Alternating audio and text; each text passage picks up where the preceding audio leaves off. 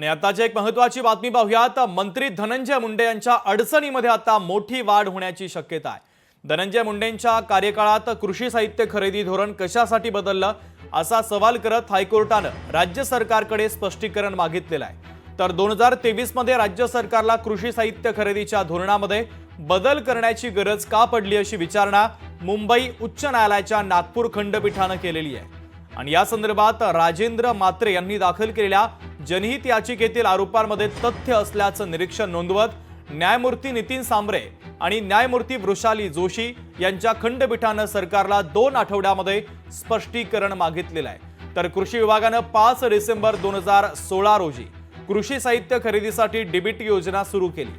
2023 मध्ये मुंडे हे कृषी मंत्री असताना यात बदल करण्यात आला होता आणि त्या संदर्भातलं हे प्रकरण आहे आणि हेच प्रकरण आता मंत्री धनंजय मुंडे यांना भोवण्याची शक्यता आहे। लोकशाही मराठी ऐका, पहा, जागरूक रहा।